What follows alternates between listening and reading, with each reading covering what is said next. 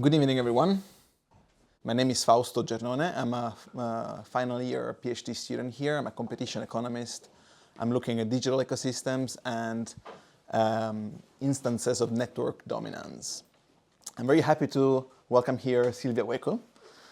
Silvia has been working for many years on the green transition and the political economy aspect of it, winners and losers from the green transition, and how for things like intangible assets, which are often overlooked as a fundamental aspect of the green transition, play a role in fostering the dominance of certain players.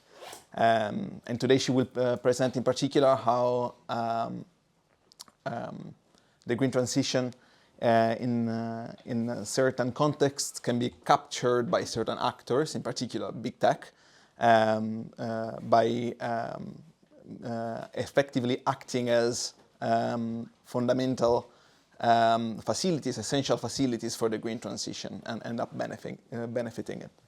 She's currently doing a postdoc in the University of Nuremberg. Discussing the presentation, we have Keno Havenkamp. He was just a PhD student until not long ago here at IIPP. Now he's just started a postdoc at the Institute for Manufacturing in Cambridge. And he's been working for many years on the green transition, and in particular looking at the wind sector.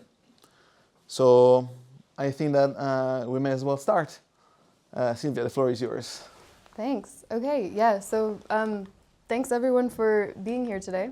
I'm Silvia, and my presentation today is going to be a little bit about my PhD project, which was entitled Sustainable Energy for Some, thank you, Value Creation and Distribution in the Energy Transition. And maybe as you can tell from the title, I was looking at a pretty classic political economy question: who benefits, and in particular, who benefits from the transition to renewables.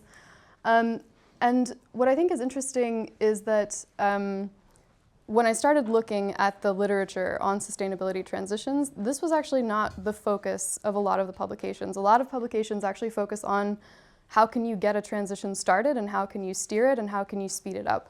So that's what this lovely visual is here with all these arrows. You know, you can create a niche in which you have some innovation that you protect, which can then go and sort of change the socio-technical systems. This is criticized by political scientists and political economists who say, yeah, this is good, but there's something that you're missing, which is power relations. And so these authors tend to focus a lot on fossil fuel incumbents and generally how these actors sort of aim to stop or slow transitions. But what I wanted to look at was really who benefits from and who supports transitions. And this is really an emerging literature, partly because the transition got underway for real not too long ago, right? And the starting point for a lot of the scholars that look at this is the way that energy resources are distributed. So if you look here on the left, you'll see oil reserves, and often we hear, you know, these are in very specific geographic locations, and on the other hand, renewable energy resources like solar, like wind, are all over the world, right? And they're also not only all over the world, but they're all over the country. There's no resource so great that somebody can sort of monopolize it for their own benefit. So geopolitics scholars have suggested that this will sort of bring about changes to international relations, right? You'll see maybe certain developing countries which tend to have better resources of renewable energy, but also minerals, gaining sort of power in the global sphere. We also have a literature on technology transfer and leapfrogging that says basically these benefits will be really widespread, because technologies will diffuse around the world and everybody will be able to benefit from them. There will be, you know, new jobs, new industries. And there's also a lot of work on sort of local benefits and increased participation. So maybe you've heard the term energy democracy before, but the idea that you can have communities, individuals generating their own power and therefore also receiving economic benefits, but also influencing how transitions are governed, right? So all in all, this is a pretty positive picture. And even better is that some of these actors can work together, right? You can have companies that manufacture components working with green parties, working with local communities to support the transition, and then you have this sort of positive feedback loop where things change more quickly, where you can work against coalitions of fossil fuel actors. So this is one idea of how the transition can go. But there's also sort of a critical look that says, well, wait a second, we need to look at actually what is happening on the ground, not just what could happen, but are we seeing global transformations? Are we seeing changes in the power dynamics in how resources are distributed? Or are we just seeing a transition? So people use different technologies, but in the end, who benefits is sort of the same old, same old. And empirical work, recent empirical work, especially on countries, let's say outside of Europe, shows that there's a lot of land grabbing going on in places that have good resources. And there's also local opposition to that land grabbing happening, right? And then there's something that authors have called the decarbonization divide, which is basically that mining for the minerals that you need to create these technologies, so like copper, like cobalt, is can be very environmentally harmful. So countries in the so-called global south will see the negative environmental impacts versus countries in the so-called global north, which will see the sort of cleaner air and cleaner water from the transition. And a lot of this work actually focuses on sort of the justice angle, like, yes, this is wrong. And less on, but why? Why is this happening? And I think it's not surprising if you look at sort of the critical IPE work, especially on global value chains, which says that who benefits in a transition depends on the power to influence the way that systems are organized, right? So it's not enough to just have a resource, you also need to be able to influence the rest of the system.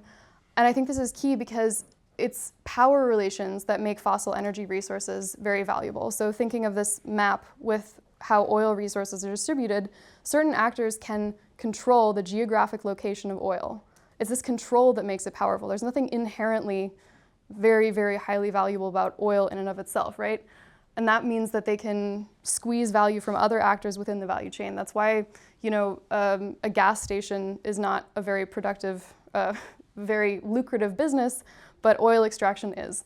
And so if this is the case, if an energy resource in and of itself is not necessarily valuable, that means that solar and wind and electricity generation from those things might not be inherently valuable either, and we need to look at what this means, who actually benefits, and does this actually result in local support? So that's kind of what I tried to do in the PhD.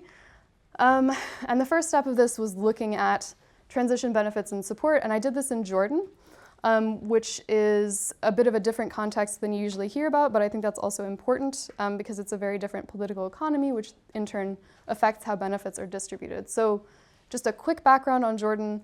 Jordan doesn't have its own fossil fuels, or not really, but it has great renewable energy resources, and these are also being used. It has, in the electricity mix, the share of renewables is about the same as Australia. It's pretty high.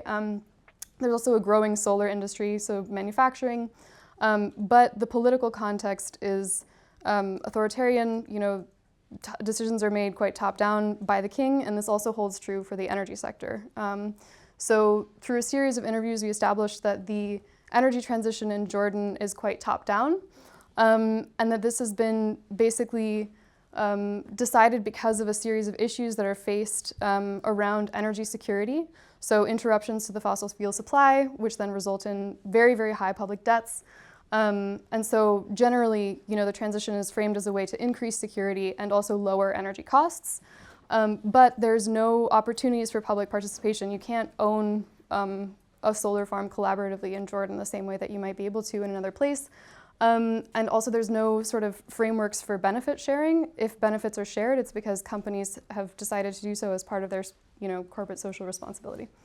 And so I then looked at attitudes. Given that this is a bit of a different structure than you might usually expect, how do people actually feel about the transition? And so I did this using a household survey. So there were local students from communities with different levels of benefits and risks who went out and talked to different households. And And what we found was there's actually very high support overall for the transition, and high perceived benefits to the community, high perceived local benefits. What I think is interesting about this generally is that the findings from other countries are not necessarily always applicable in Jordan. So for example, income was not as important as it has been in other studies, and education was not really relevant. And there's actually a positive association between being concerned about energy costs and supporting the transition, which is sort of the inverse relationship that you see in a lot of studies of European countries, for example. And I think that's important because we often sort of are blind to the fact that the political economy matters for attitude formation also outside, in any context, right? So the transition might be seen as a luxury in Germany because Germany has a lot of cheap coal. And so in that case, yes, it is. But that's sort of put under, not seen as much in other places. So really, I think context here is very key. These transition dynamics are definitely not universal.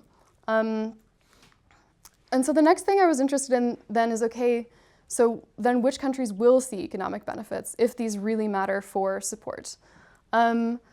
And what I think is interesting is that the literature that looks at tech transfer, which is very important for these economic benefits, right? Leapfrogging, all of that is focused on success stories. So it's focused on China to a large extent, countries that have been able to sort of build up these capacities in technology and manufacturing. And the idea is that there's sort of a process by which this happens. Like there will be the diffusion of these technologies through global markets. Then you have the ability to sort of build on the diffused technologies, local innovations, local industry, et cetera. But the problem with this literature is that as soon as you look beyond China and a couple of these other success cases, you see that that's not the case in most other places, right? And in fact, there's a lack of diffusion at all in a lot of places. And then in the places where you do see this sort of success of technology transfer and capacity building, it's because it was quote unquote forced, usually using some form of industrial policy to localize production and innovation, combined with local capacity building. And so we said, okay, then what does that mean? Because the international community has promised to transfer technology. That's one of the key tenets of the Paris Agreement, is that you need to transfer technology for other countries to be able to achieve their climate targets, right? And so I basically did a survey of different initiatives that try to transfer these technologies, and what I find is a lot of them are just mainly focused on technology diffusion, so getting solar panels installed somewhere, rather than transfer, sharing knowledge, sharing information. And the other thing is that we see a technology gap. There's this question of, are intellectual property rights important, and are they actually hindering technology transfer? And this is not addressed in any of the UN mechanisms for technology sharing, although it was really pushed for, especially by developing countries. And this matters because I think when we look at these success cases, when we look at China and other big success stories in the energy transition, we're looking at exceptions, and we don't see the power relations that sort of underlie whether technologies are shared or not. And when you look at the literature on, for example, trade conflicts at the World Trade Organization, you see, okay, actually these international institutions are also used to determine whether technology is shared or not. Often, by the EU or the US bringing cases against their competitors like China and India. And now, of course, there's this sort of turn towards green industrial policy also here in Europe. And another thing that's important is the power of firms is really underestimated in the energy transition, specifically when it comes to technological leadership and the choice of whether or not to share technology. And this is crucial because technological leadership in the global value chain as a whole is the source of structural power. And that's where intangible assets come in. So intangibles are very, very important for innovation and for renewable energy systems, and I'll explain why. So this technological leadership that I'm talking about, the thing that enables, the firm sort of at the top of the pack to capture value from other actors in its ecosystem, this can be established by exclusive ownership of intangible goods. This is something that Cecilia has worked on a lot, and I know other people here probably as well. And so being able to monopolize these intangibles gives their owners the power to determine how value is distributed. So like imagining this for a wind turbine, for example, the steel is not the most valuable part of the wind turbine, right? It's the software and it's the data that you use to be able to optimize how you run it, and also how you further innovate, how you make it better the next time you build one. And intangibles are really, really important in renewable energy systems in a way that they are not in fossil energy systems. And this is because there's big coordination challenges associated with the change to using mostly renewable energy. And the first one is one that you guys definitely know about. The sun doesn't always shine and the wind doesn't always blow. If you were on energy Twitter at any point in the last years, you will have heard that. It's also on billboards all around Pennsylvania, where I'm from.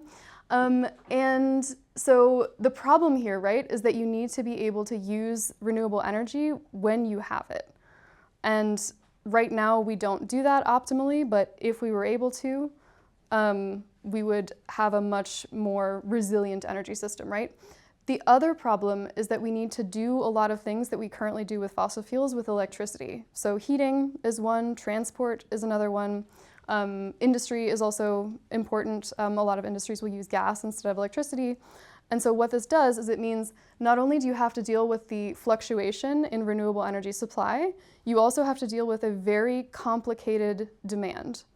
This is what demand looks like now, but once you add industry, transport, and heating to that, it's going to look pretty crazy.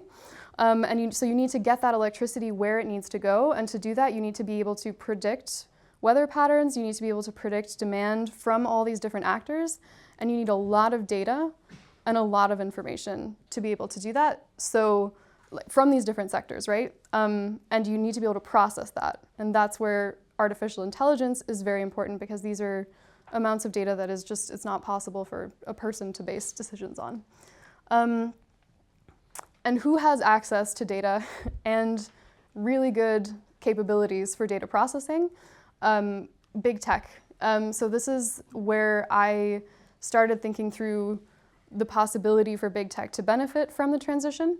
And they definitely have an advantage over other actors, because the data that I'm talking about in this energy systems management stuff is usually pretty splintered, right? Like you'll have, the wind turbine operator will have some information, the distribution system operator will have some information, households might have some information, but you need to be able to put it together and make sense of it. And that's also one of big tech's big advantages, right? And so I looked at the case of Amazon and how they're sort of expanding into renewable energy systems. And this has kind of 3 steps. The first is that they actually have their own infrastructures, which enable them to gather data. So when I started looking at this a couple of years ago, Amazon had like around 200 renewable electricity projects. Now they have over 500 in different locations around the world. And Amazon also is increasingly coupling this with batteries, electric vehicles, and electric vehicle charging infrastructure. So that means they have information on all of these different demand and supply side data sources.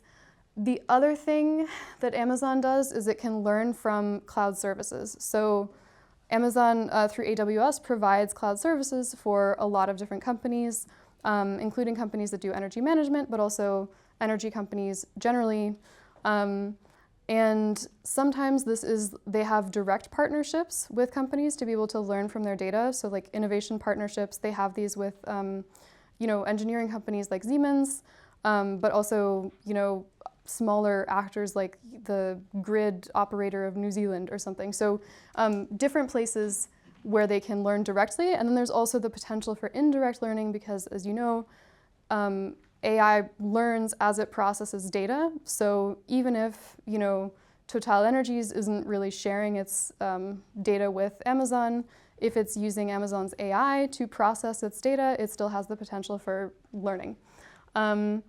And so all of this allows Amazon to actually expand into investment. So investing in specific companies that are promising, but also into its own research and development. So for example, it has its own renewable energy optimization team where it sort of manages these energy systems itself. And here you can see these are just two companies that Amazon works with, but Octopus is maybe one that you guys have. I actually have it too. I also have Tado at home for heat management. That one is a big one that Amazon invested in as well. So, so why is this a problem? Why does this matter? I think it's interesting because we can see how these intellectual monopolies, these big tech actors can actually expand their power into transitions, which, as I talked about at the beginning, mostly we've been focused on the role of governments and the role of countries and maybe smaller players like communities. And I see this as part of a larger pattern of sort of state retreat and the firms taking over public services and public infrastructure. The problem, of course, is that big tech is capturing this value then potentially from the transition rather than it being for developing countries and communities as we kind of hope for in this rosy transition future. So what does all of this mean taken together? I think first, I struggled at the beginning of the PhD, and sometimes I still struggle with how disciplinary we are when we talk about the transition. These different disciplines don't talk to each other. And that leads all of these sort of splintered visions to not being comprehensive enough. So it's a luxury when you get to do a PhD and think about all of this, but it's a struggle for actually advancing knowledge on the transition, I think. But overall, if you look at it from this sort of bird's eye view perspective, I think what this research shows is that power and value are a lot more centralized than we hoped. There's nothing inherently democratic about a distributed energy infrastructure, but there's still local support for the transition. So it may not only be, related to this distribution of benefits. I think there needs to be much more research beyond just Europe and the OECD and China, which are sort of the usual cases that we look at, and maybe also different narratives that are convincing for people, not just industry and maybe not just local ownership, but like why do people really support transitions? And also looking at other cases that aren't just about success and change, because this reveals the sort of the hidden structures that maintain these power relationships. And finally, I think we really don't look enough at technology, even though a lot of the focus of transitions literature is about technological development, but we don't look at technology as power. So this is where the global value chains approach to whole systems I think is really helpful, because it allows you to look at the system as a whole, and that then brings out these sort of non-traditional actors and assets, not just looking at energy companies or consumers, but also the different firms and the different roles that they play within this ecosystem. And going forward with my research, I'm looking a lot more into how different actors try to perpetuate these technological advantages and what this means for the international political economy of energy. So that means especially inter-firm relations and intangibles, but also the relationships between firms and governments. So like, what is big tech doing? What do they want from their governments? Because they often seek support, indirect or direct, but also they use narratives as a way to garner support for their goals. And specifically, I've been looking through their sustainability reports, as you must, and you see this sort of framing of transitions also as inevitable, but also impossible without big tech. So I think I will leave it there. I'm very excited to talk with all of you guys about these topics. I'm happy to zoom in more on any given issue that you guys find interesting. And thanks again.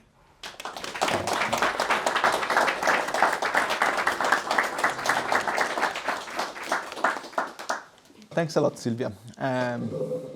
This is super interesting, and indeed it feels like it is a relatively underexplored area of the green transition. Kino, would you like to have we heard comment from on it? Cecilia or not yet? Does anyone know if Cecilia is online? No, not yet. Okay, then I'll start and we can see if she joins in at some point. Thank you very much. That was really, really interesting. I'd only read your paper, New Sites of Accumulation, so it's really interesting to have a bit more context of the whole PhD and also how you got there, which I think is really great, is a really, really great contribution to the study of the renewable energy transition with this political economy perspective. But I think from a perspective that, as Fausto just said, really hasn't received that much attention yet. And I think this issue of big tech and big tech, I don't know, supporting the transition, but also maybe capturing it is something that, is really important. And obviously intangibles are becoming super important. I mean, most of the market shares of today's big companies are largely affected or can be sort of described by the intangibles. And that is also the case for firms in the renewable energy transition. As you rightly said, whether it comes to grid optimization, to demand management, but also to product design, whether it's wind turbines, solar panels. I mean, in the wind sector, for instance, the case of digital twins is becoming super important, where you have a sort of digital version of the turbine that runs in parallel and then can predict or sort of figure out what the product fault is much quicker and sort of support the actual physical maintenance and operation of the turbine. I certainly agree with what you were saying, that the transition is going towards bigger players. I think you can really see that in part of what I've done for the PhD. I looked at the utility companies, and they're becoming bigger and bigger, and they're really pushing out the sort of energy cooperatives. And as you said, that was sort of the hope initially, to maybe have a very decentralized energy transition where communities benefit. And I think it's increasingly clear that that is not the case, or at least that's also not where policies are going. If you look at how renewable auctions, for instance, develop, they really are designed for larger players to perform better and to win. Now, on this case study of Amazon and how they provide the digital infrastructure to manage energy-related data, whether that's themselves or through Amazon Web Services, and how they're moving into the sector themselves, I think was really great. Something I hadn't seen before and I found really, really interesting. I've got 2 comments and 2 questions. They can probably be summarized, and you had this nice phrase earlier on, there's a lot of research on why this is wrong, no, that this is wrong, but you were sort of asking, but why? And I think my comments probably can be summarized in terms of, but how? So don't see it as a direct criticism of the paper, because I think the paper is great in itself and obviously also has been peer-reviewed and published, but maybe sort of for further research. I think the first one is on the extent of big tech's influence, because you used largely M&A data, I think at least in the paper, to sort of see how they're expanding into the sector. I think it'd be really interesting to also see their impact. So I know from my own research that Amazon and Google, for instance, are increasingly coming up as co-inventors of patents together with, so I don't know, producers of wind turbines. So it'd be really interesting to see the extent of this innovation and potentially also their network. So the kind of work that Cecilia is doing and also Fausto to some degree, are there clear patterns that are emerging? Is it Amazon is, I don't know, cooperating with one of the players, say Siemens Gamesa, and then maybe Google is more aligned with Vestas, something like this? Or is it sort of everyone trying to capture everything? That was the first comment. Then there were a few statements where I found myself maybe disagreeing with, or at least wanting to know a bit more. And I should say as a caveat, I don't know that much about big tech, so maybe I'm giving them too much the benefit of the doubt. But I would question, when you say stuff like most competitive actors will have access to information about entire energy systems, and then further, this means that providing services to actors such as the utilities, device creators, and energy users, where data is processed with Amazon's AI, enabling the company to gather intelligence about the entire energy system dynamics. And then in the conclusion, you say, once actors are logged into these infrastructures, big tech might exploit them for its own gain.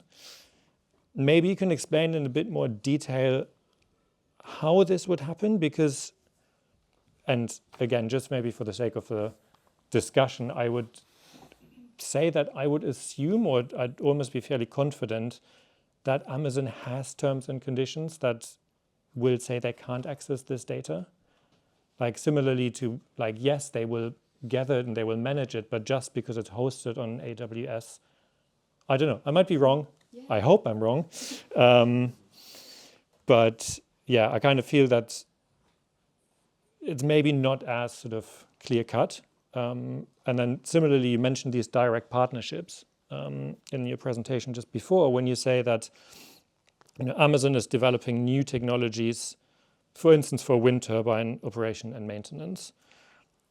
I would doubt that if Amazon is hosting data from, I don't know, Siemens Gamesa, that they're then allowed to use that for projects on Vestas.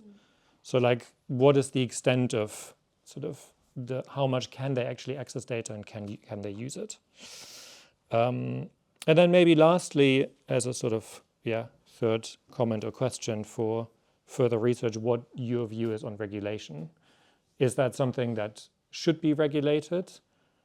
Or do we think, is it ultimately a net benefit because it is helping the energy transition? And we say, actually, as long as we're still in this transition, let's just sort of take whatever we can, whilst other states have very reactionary new politicians. And or is it something that really in the long run will come to bite us and we should try and sort of regulate it as soon as possible? And then if so, how? But yeah, those were just my comments. Otherwise, I think it's a great paper. And thanks again. Yeah, thank you. Cool. Yeah, thanks for the questions and the opportunities to elaborate, which is my favorite. So starting out with the extent of innovation and patenting, this is something that I tried to look into for this paper and then was quickly overwhelmed, and it is another paper now. So basically, in terms of who does Amazon collaborate with, and then who do other big tech actors collaborate with, I'm doing some work on comparing Google, Amazon, and Microsoft. And I'm still in the mapping phase. I have around 400 observations of the sort of different, either energy companies or utilities or electric mobility providers and what they're doing. But basically, I see that there is some overlap with the really big companies, and there it's a bit more siloed. They do sort of more specific things in those kinds of cooperations with companies. There's parallels between what Amazon and Google actually do in terms of working with a lot of utilities, as well as different public sector actors for research, for example, and then making sort of the benefits of that collaboration private. So it's a bit, and Microsoft tends to actually collaborate with a lot of fossil fuel actors, or tries to. But the thing that I think is sort of interesting about this is, like, as I said a bit before, data and AI are not as important for fossil fuel resources or for fossil fuel systems, except, of course, if you're trying to extract like very unconventional fossil fuels, like if you're trying to figure out where some resources are located and how you can extract them. But generally, it's not quite as important, given that in Saudi Arabia you can also extract oil very easily without needing to do any of that. Sorry, but yes. So in terms of the networks, that's something that I'm still kind of working on, but I think it's starting to take shape. Something that's interesting that I didn't really go into the presentation is the way that these companies interact with startups. So Amazon and now also Google and Microsoft have started to have these cloud grants, which they provide to startups. So they'll have a competition and they'll get, the 15 best startups working on these very specific things, AI for energy management or whatever, and then they will give them 100,000 euros or dollars or whatever in cloud services that they can use freely. What that means is that these startups will build all of their sort of follow-on innovation on the digital infrastructure of these companies. So you have very promising startups that could one day really blow up, and they will be using cloud services, and they will also eventually be paying for them. And then on lock-in, once a company is sort of within this, it is hard to change to another cloud services provider once you've built everything else on that foundation. Now, there is actually legislation that is also aiming to make this easier. So within the EU, there's sort of regulations that are basically saying that it has to be possible for you to move your operations between cloud service providers. The problem with this, of course, is at the end of the day, there's 3-ish that you can use within the EU. Obviously, there's more. There's the Chinese cloud service providers, but for sort of geopolitical reasons, that's frowned upon in many contexts. And so, yes, like in theory, you can switch, but in practice, it's going to be expensive. It's going to be very annoying. And at the end of the day, will you be better off? Because all of them can also just raise their prices at the same time, right? It doesn't change that much. In terms of like what information can these companies access once you're using their digital infrastructures, so it depends. When you have the partnerships, right? Like those are partnerships under which like I don't have access to the terms of these agreements. That would be really interesting. But in those cases, with those specific partners, they do have access to that data because they need to use it for the innovations that they're making. Then the question is like, can they use that information to inform, like let's say if they have some algorithm that they're working on?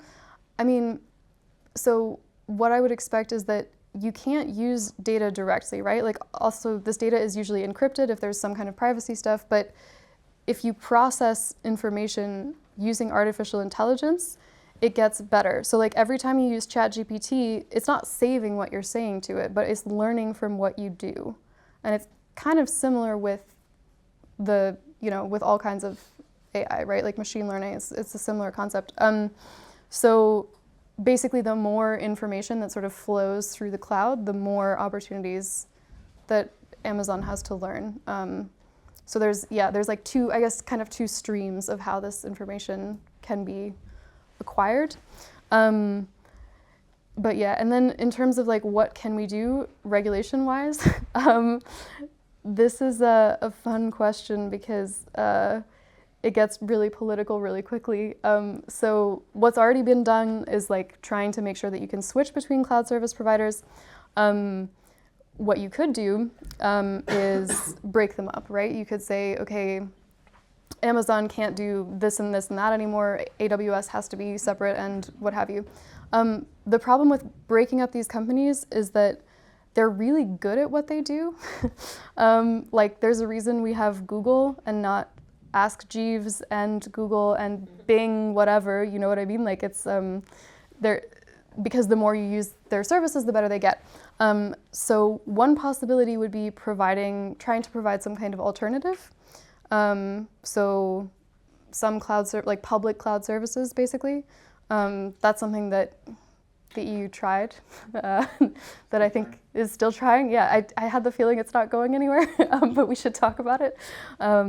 But yeah, those are kind of your options. I do think it's very difficult to come down on it one way or another and be like, yeah, it's great. They should do the transition because this just entrenches their power and their ability to capture value from other actors. But if it can speed it up, like we're all gonna get burnt if they don't.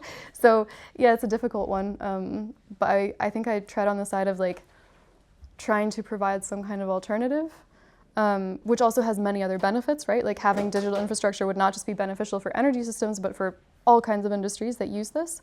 And then trying to make this sort of switch more attractive. And in the meantime, maybe taxing them so that you can fund some of that infrastructure. Yeah. Nice. Thank you. Well, maybe I have a quick observation before we open the floor for questions. Do we have Cecilia online, by the way? Not yet.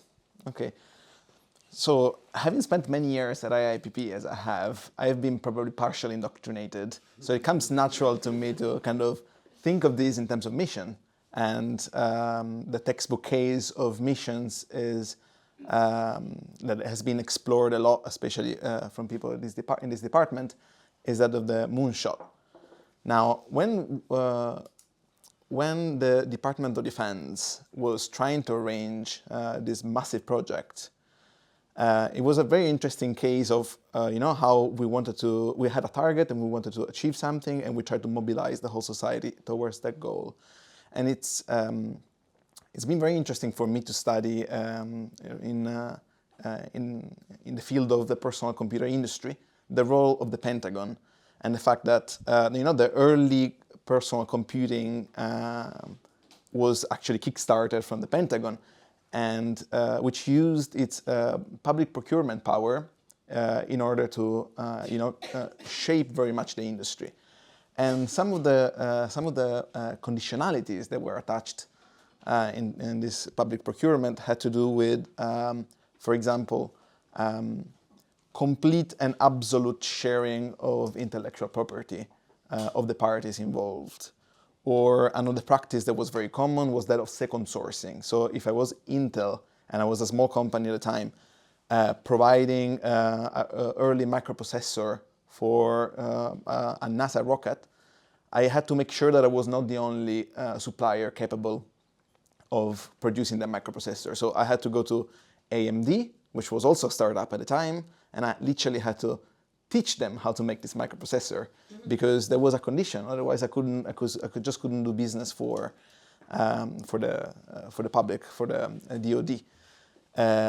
Now that is as a mission type of project that is characterized by an extreme degree of centralization. You had agencies that were making that happen, whereas probably the energy transition is more complex, more decentralized, more messy. So it's also harder to take care of that. But I wonder whether somehow public agencies can, if not adopt the same tools, at least think in similar terms when it comes to the green transition. Do you have thoughts on that? Yeah. So I think it's really interesting. I also love the parallels because, the history of renewable energy is also tied quite closely to this kind of, government and also military space usage. What I think, though, the issue that you run into with renewables and the energy transition is there always is an alternative, which is fossil fuels, right?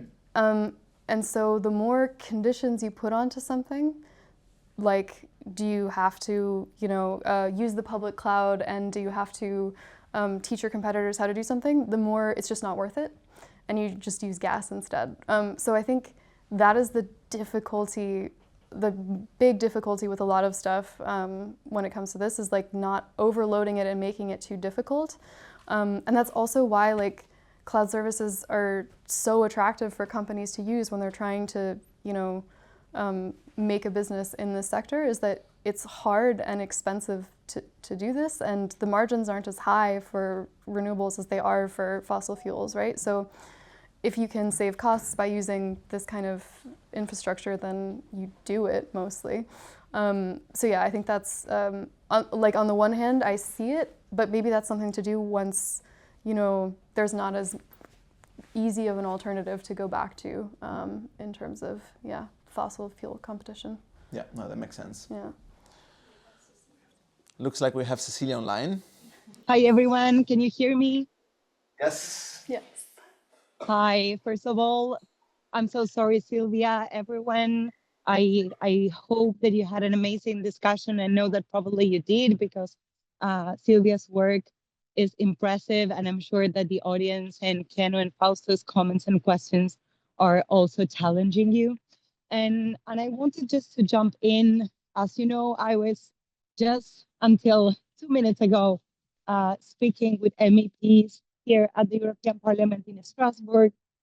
And of course, they are super concerned with the degree to which big tech companies are entering every single sector and controlling more and more, not only of the public speech, but widely our societies.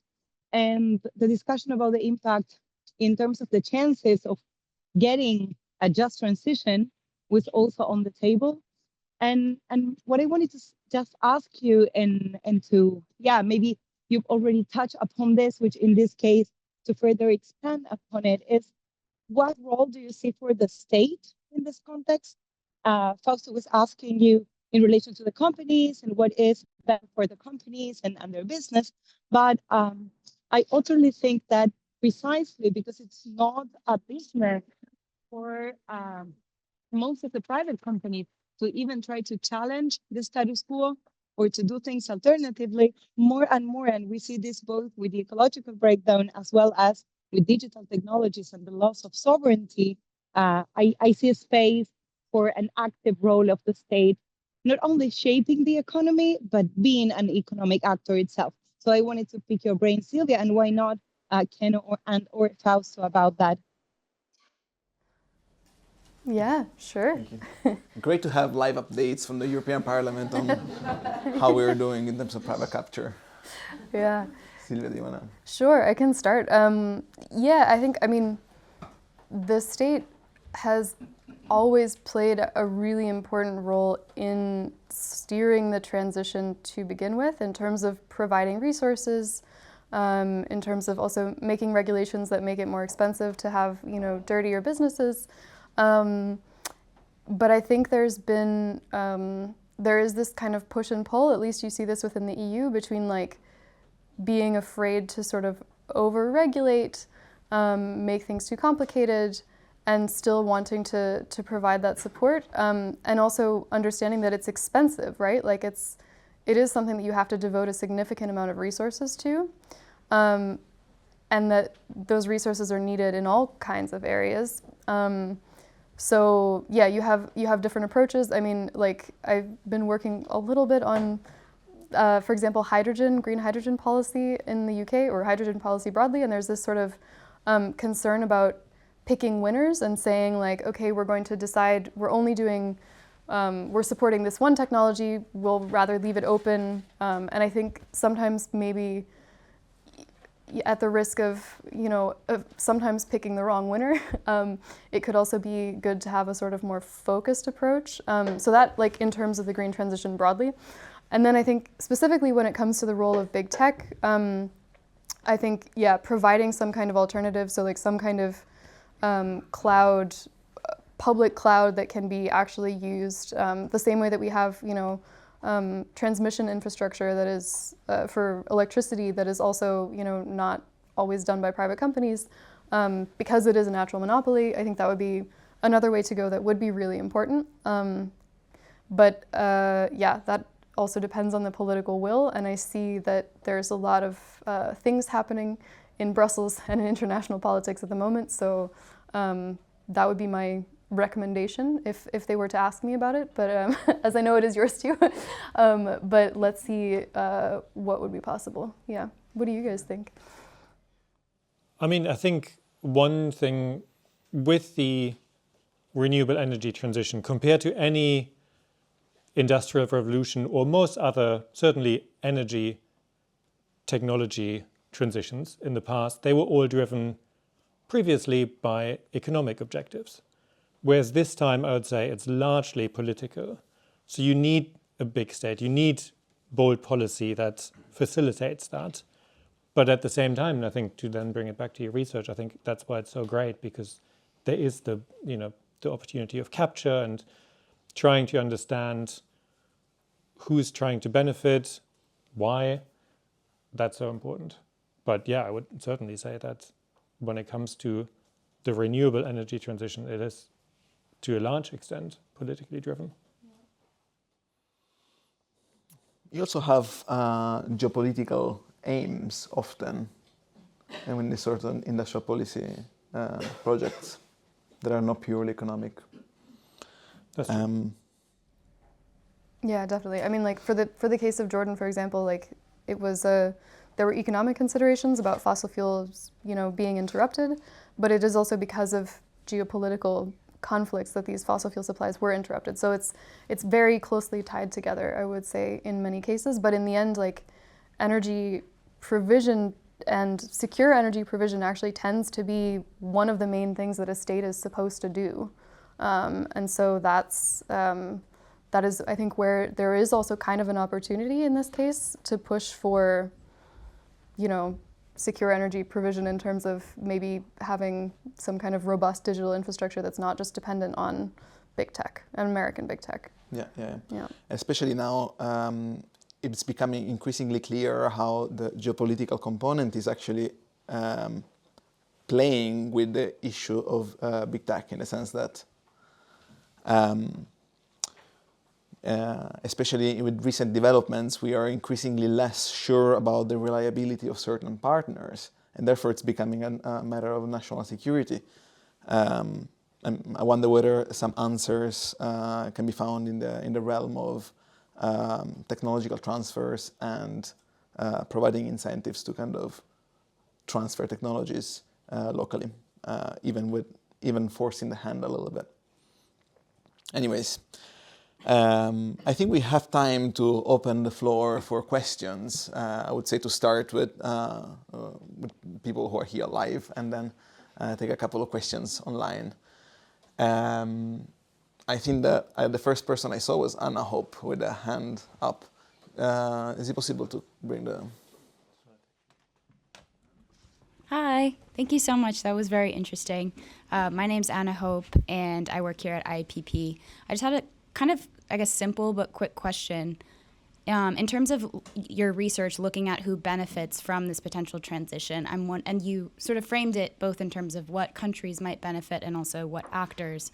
I'm wondering if you can talk a little bit about some of the potential frictions between states and firms over these very issues. Because I can imagine there are instances in which a state might be less inclined to move towards a green transition because of their vested fossil fuel interests or because of energy security concerns. And there might be instances where firms are maybe pushing more for a green transition, which seems kind of counterintuitive. So I'm just wondering if you can talk about maybe some examples of that tension. Okay, I think that it's better to take maybe 3 questions at a time, so don't forget. Yeah. Yes, Jose? Hi everyone, thank you Sylvia for the... 1 second, Sure. so that the online people can... I have a very loud voice. You do. So I thought it would have been all right. Thank you for the presentation. I think very interesting work. I think you're sort of like trying to pose the question, we kind of understand that this thing is going, but it doesn't look like the transition that we want in terms of energy democracy, from what I understand, right? Because you're kind of thinking a lot about, how these economic benefits are being concentrated, yada, yada, yada, which is very interesting. But I'm wondering, I would also expect that the technological profile of the transition that we want would be also affected by this, meaning that it seems to me that I would expect also some technologies to be quote unquote more data hungry than other ones, right? So for example, biofuels don't have the same intermittency issues than solar PV and wind has. So therefore I would expect, and demand prediction has always been a problem in energy. So I would expect this to happen regardless of whether we have energy transition, yes or no, right?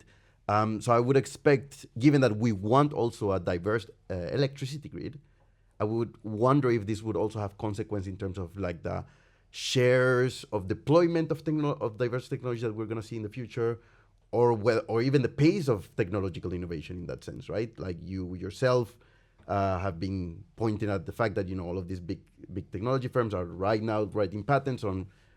Presumably these patents that they're writing are all biased or biased towards the technologies that they have vested interest in. Thank you. Thank you. One more question. João? Thank you, Silvia, for the presentation. I'm João. I'm a PhD student here at the department.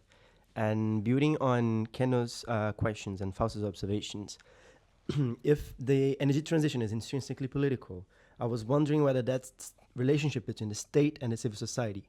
If one of the actors is not willing to cooperate or is not supporting the transition itself, what are the implications in terms of the unjustness or the justice of the transition? Does it get more unjust in case the state is not willing, in the case of, for instance, the US today? Or in a case, for instance, we can cite the reference of Brazil, for instance, in which the civil society is actually very against some specific eolic projects. And I was wondering, because in your Jordan example, the civil society is mostly favorable, but in some cases, it's not. So if one of the parts is not willing and not to speak about the private sector, what is the result in your research? What would you expect as a result? Thank you. I think you can answer. Yeah, I'll make a start. So thank you for the very interesting questions. In terms of, I think I'll talk about the state first and try to sort of address some of the things that you guys talked about. So generally, like when it comes to states and firms, who influences who? I mean, this is something that we know quite a bit about from fossil fuels. And so the ways that these actors can be very closely entangled. So, you know, Gazprom influences the Russian government and the Russian government influences Gazprom, and they often act in a way that is mutually beneficial, but not always. There are also instances where there might be conflicts, and then it just depends on the situation, you know, kind of how it shakes out. But often, yes, these are very tightly interlinked, and for renewables, it's a bit less visible, I would say, because it's simply not as, you know, great and powerful of an industry. But there are, for example, you know, examples. I know Germany a bit better, but like of foreign policy and sort of the German outreach to countries in its immediate neighborhood being influenced by the goal of exporting energy technologies which are manufactured in Germany for renewable energy. So that's like one way that this relationship can look like.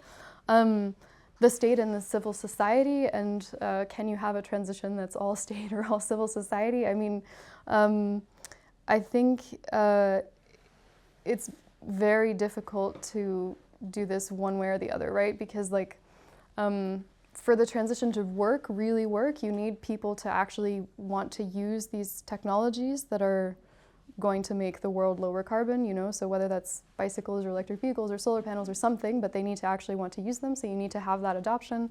And then you also need to have the frameworks in which that is actually going to happen, you know, like, because if you have the state actively working against the transition, is now going to happen in the US, or at least the federal government, you know, the subnational governments maybe not, but yeah, it will be very, very difficult for any transition to happen without the state. So I think, yeah, sorry, it's messy and entangled. That is my answer to both of your questions.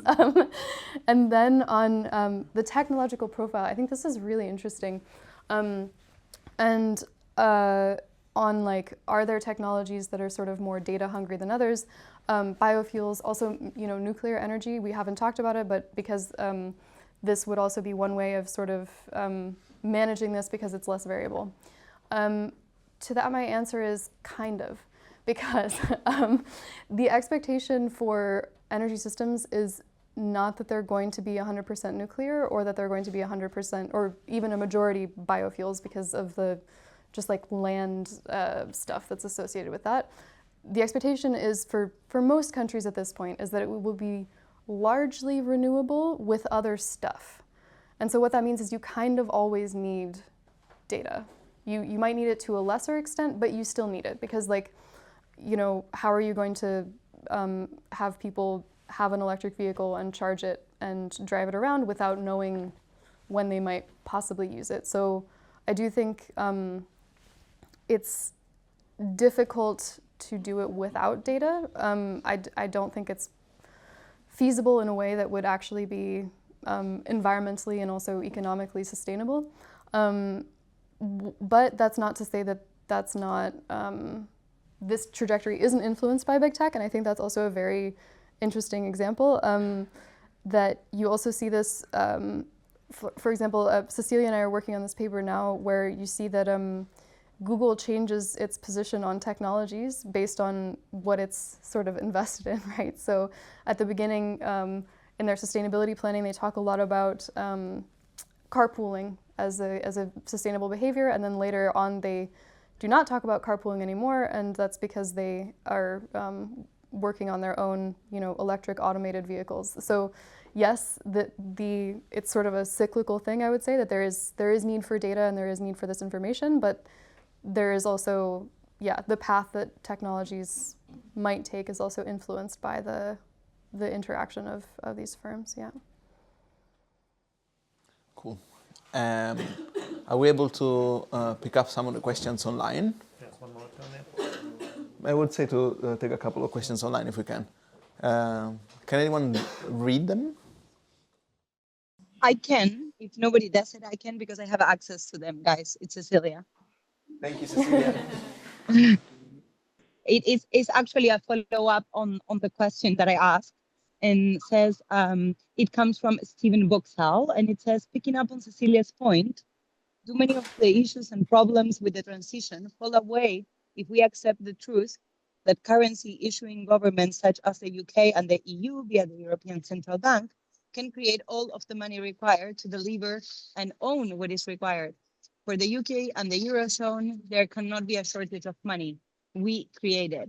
So yeah, so I guess this comes more from a macro modern MMT angle, and whether that can contribute to unlock part of the, precisely we were discussing about this because Vir Kunken, one of the vice presidents of the European Commission, was saying this morning in one of the commissions where some of the MEPs that I was talking to were part of, that the problem is also financial, that we need a lot of money and Europe doesn't have the money. So I leave the question to Sylvia, but then if you want, I can also comment on in relation to these technologies more, and in particular for the technologies and what is needed for the ecological transition, where the money can come from if it's not directly created by the central banks. Sylvia. There's also more questions in the room if you wanted to add. I would say to get rid of the one online. And sure, then let's do it. Yeah, I mean, also because I'm trying to avoid this question because I'm not an MMT person.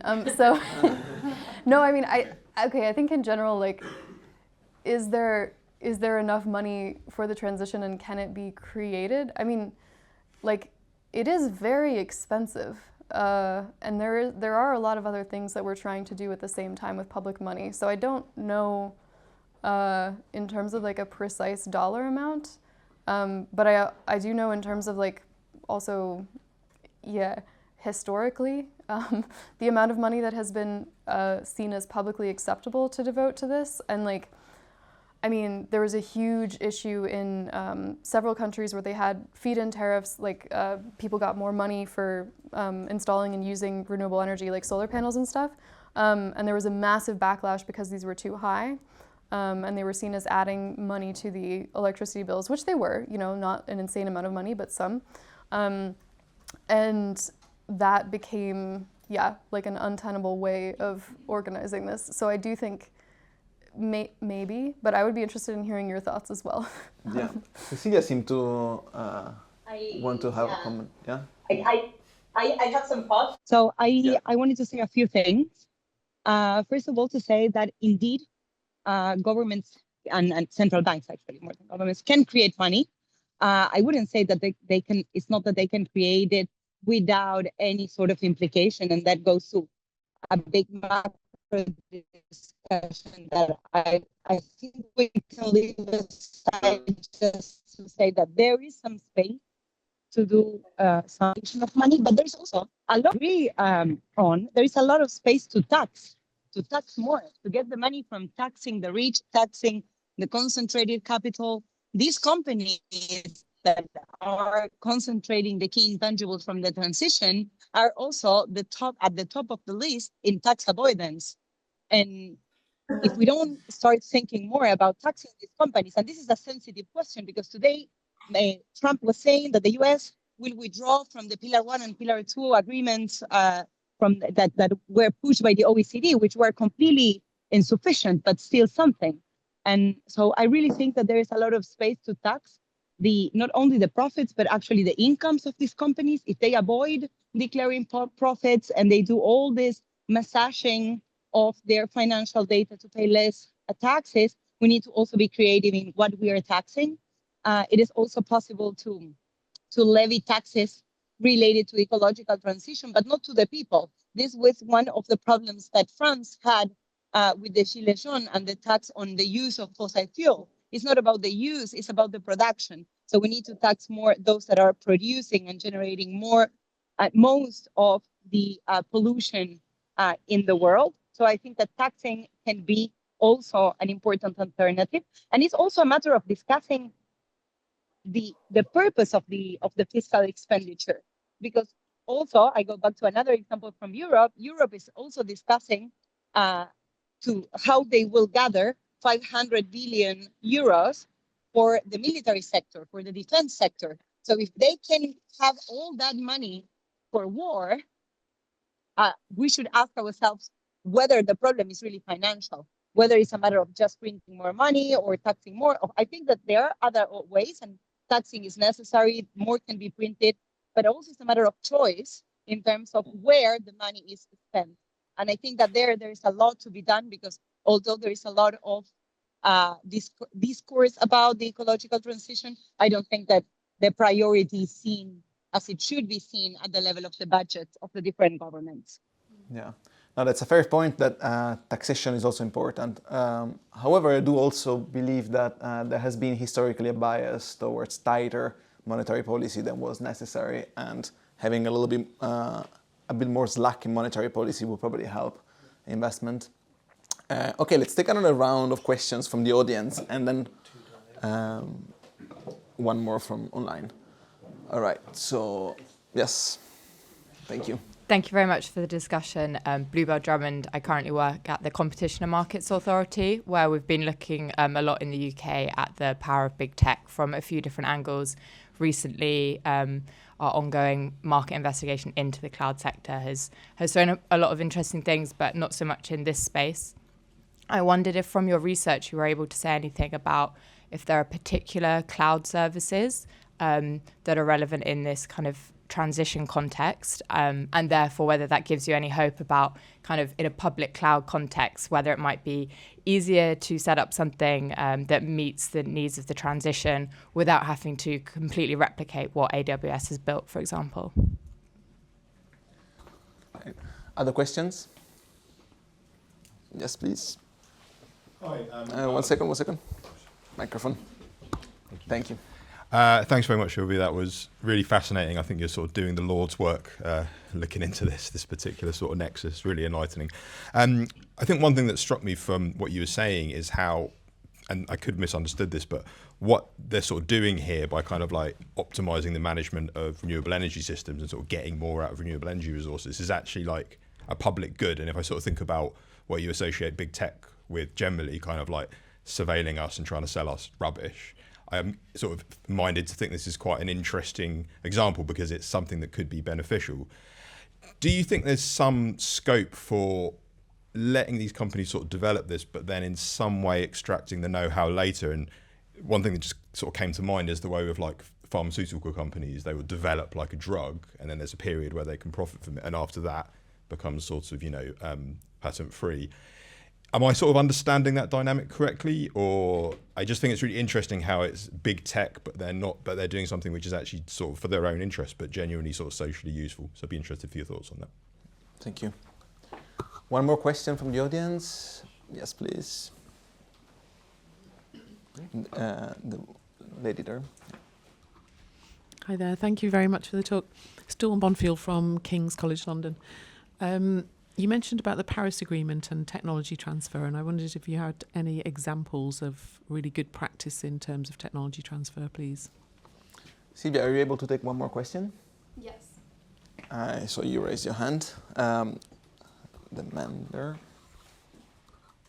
Thanks. Alan Breinholtz, Loughborough University. I have a question in relation to, I guess, the case of Jordan.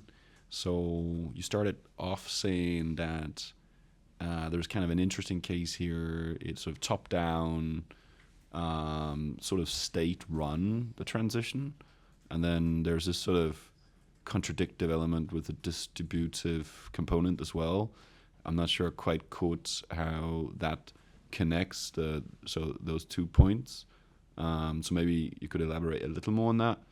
And then going on from that, you then went on to say there is sort of control of the global value chain of, I suppose, downstream actors. And those would be, for example, renewable energy companies, I'm assuming. So, for example, Vestas, maybe. I don't know, maybe. Or solar panels, I guess, in this case. So maybe Siemens.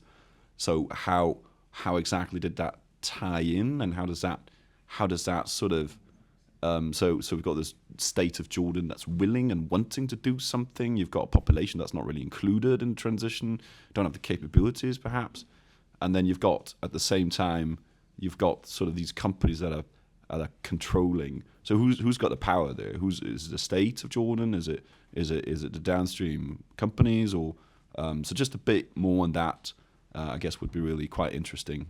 Thank you. Yeah, absolutely. Okay, sure. So let's see. I'll just start off with Jordan. So the reason that Jordan is interesting, is because I wanted to look specifically at sort of the relationship between how benefits are distributed and how people feel about the transition. Because we know a bit about that from Germany or the UK, but whatever, but less maybe in other arrangements. And Jordan is interesting because the benefit distribution is really very much left up to the energy companies, which are generating electricity locally, and then they do stuff like fund a local program for engineers, which they then hire after some period of time. And so I think when you zoom out big picture, what I'm talking about with big tech and their role in the transition is kind of a developing role. So right now Jordan's in this window of opportunity sweet spot where there are local benefits to be had. But these companies, the more they rely on these other companies that are able to monopolize intangibles like big tech, the less, the more squeezed they will get, the smaller their margins are, and the less likely they are to sort of invest in giving back to the community perhaps. So yeah, that's kind of where this power relationship comes in. I think, which then begs the question, will people still support the transition if there's not this kind of, jobs and engineering school benefit? And maybe they will, maybe there's the energy security angle, which in Jordan is very important, an energy cost angle, but that was kind of the relationship between these things and why I was interested in it. In terms of technology transfer and good practices, there's a couple very cool things that are being done. One that I thought was really interesting is that there's these kind of regional innovation centers, which are funded usually by development institutions that provide all-around support for local innovators. So, you could have somebody who's trying to set up a pay-as-you-go solar business or something, and they'll have all kinds of technical capacity building and also just networking stuff.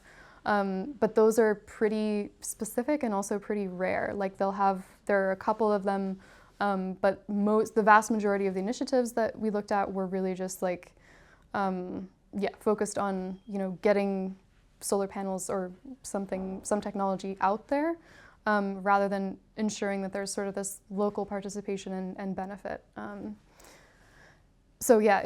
I think the trick is all of these initiatives are looking for some kind of return on investment, right? They're often hybrid and partly privately financed, partly publicly, and you get a lot more bang for your buck by installing a bunch of solar panels in terms of emissions reductions than maybe you do by helping out some startups, a bunch of whom will not do so well. So that's kind of the issue there.